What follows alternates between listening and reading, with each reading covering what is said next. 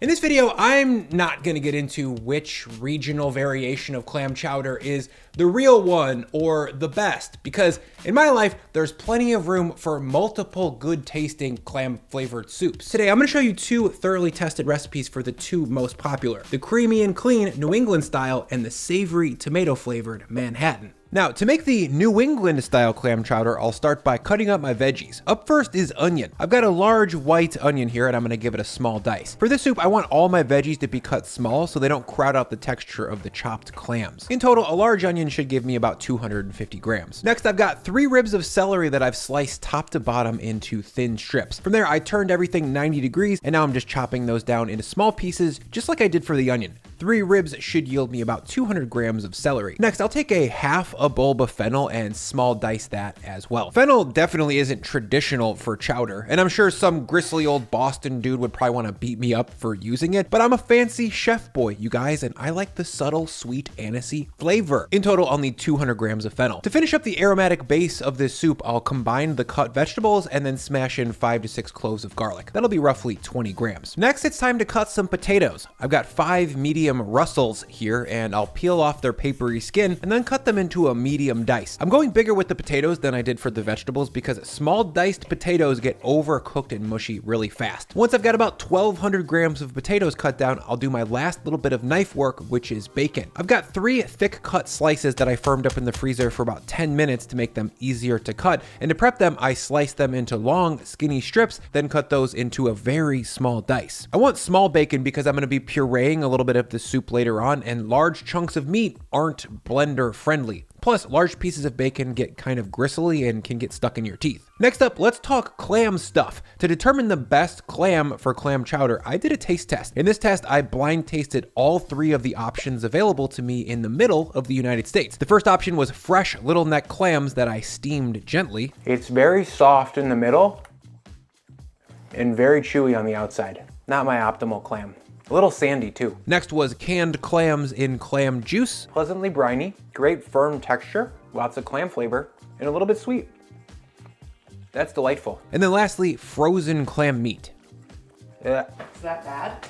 Oh, it's so rubbery, and it doesn't taste like anything. That is by far the worst. So it turns out canned clams are good. They have a really nice briny flavor, and honestly, a very tender, plump texture. I was shocked. To prepare these canned clams for the soup, I need to drain off the juice and reserve the meat. In total, 4 cans of clams will give me about 300 grams of juice and 325 grams of meat. But that's not enough juice. I also need 2 bottles of just clam juice. That'll give me another 500 grams of clam juice, making it 800 grams of juice in total. Once I've got my reserved clam meat and my juices, it's time to cook this chowder. For that, I'll grab a large, heavy bottom pot and drop it on the stove over medium-low heat. Once that's hot, I'll add in a long squiggle of olive oil, then in goes my bacon, which was about 150 grams, by the way. I'll give that a quick stir and render it down for about 5 to 6 minutes. I don't want any browning or crisping on this bacon. This is a delicately flavored chowder, and darker flavors would muddy up the waters and cover up the clean ocean flavor that we're striving for. By the way, if you're wondering about throwing the bacon into the pan without oil, yes, you can do that and the bacon would render in its own fat, but in that case, you'd get more browning than I want. That's why I lay down a base of olive oil from Graza, the sponsor of this video. The oil that I'm using here is Graza's Sizzle, which is a milder tasting olive oil that's made for cooking. And compared to some of the more expensive oils that I've cooked with, it tastes noticeably more delicious and it costs less. What I love about Graza's oils is that they're never blended and they're made from a single varietal of olives from one place in Spain. Plus, they already come in this convenient little squeeze bottle. It's almost like they made this product with me in mind. The other oil that Graza makes is called Drizzle, and that's what I use for finishing my dishes. It's spicier, it's more vibrant, and it is really freaking flavorful. I don't cook this one. I use it for dipping or putting on top of dishes to finish them off. You'll see me use it later in this video as a garnish for the Manhattan chowder. So for all you oil boys out there, you can get $5 off right now a set of Sizzle and Drizzle with my code Brian at graza.co/Brian. Ooh, and if you like crunchy, salty things, I would also recommend adding on a bag of their new chips for $5.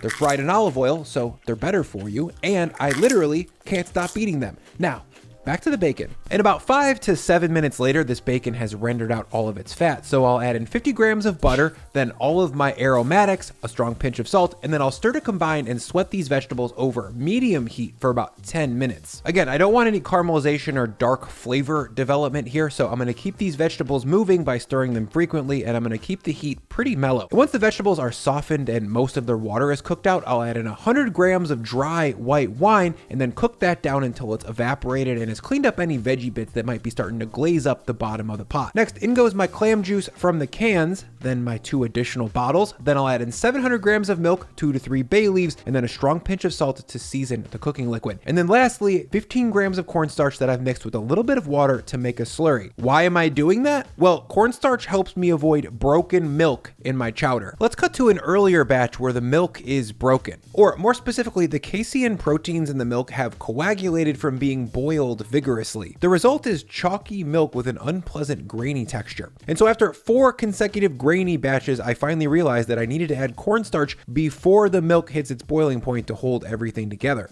So I'll stir in this cornstarch slurry, then add in all of my diced potatoes, stir those in, then I'll lower the heat on the pot from medium high to medium low, and then I'll cook this soup at or just below the boiling temperature of water. This more gentle cook also helps keep the milk from splitting. From here, I'll pop on my lid and simmer until the potatoes are an edible texture, about 10 minutes. 10 minutes later, I'll come back and check the texture of my potatoes. Note, at this point, they should not be smashable against the side of the pot. I want potatoes that have just a little bit of bite.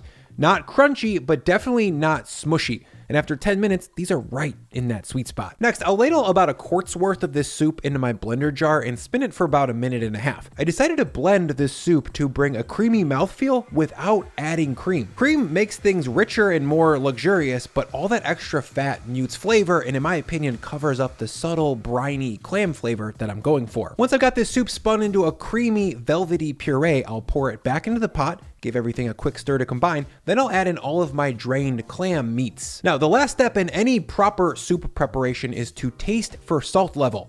And as I thought, this needs a strong grip, so I'll add that in, give it a quick stir to dissolve the salt, then I'll taste it one more time. It's creamy and full-bodied, but not fatty or gloppy, and it tastes like the ocean.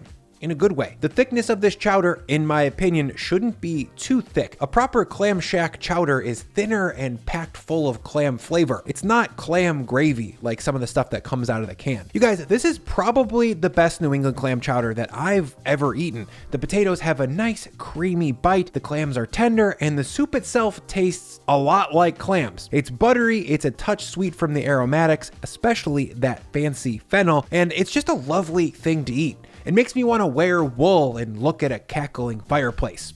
I hope you make it soon. Up next is the criminally underrated tomato version of this soup, Manhattan style clam chowder. To make it, I'll dice 250 grams of onions and 150 grams of carrots. The veggies in this soup should be about 50% larger than for the New England because I think this one just hits right when everything is a little bit more chunky. Behind the carrot and onion, I'll dice 500 grams of russet potatoes and 150 grams of fennel. The potato should be the same size as the New England chowder, as in medium. Of course, a tomato soup needs garlic, so I'll smash 5 to 6 cloves of those through my press, and in total we'll need 20 grams. Next, I'll grab 3 slices of bacon, just like I did before, and cut those down small for the same reason. And once I've got my knife work busted out, I'll move to the stove and grab a heavy bottom pot and add in a long squiggle of olive oil, then in goes my bacon. I'll give that a quick stir and render it down for about 5 to 6 minutes. Again, I don't want any color here, I'm just looking to cook out the fat. Next, I'll turn the heat up a little bit, then add in my onions, the fennel, the carrots, the garlic, a strong pinch of salt to draw out the moisture, and then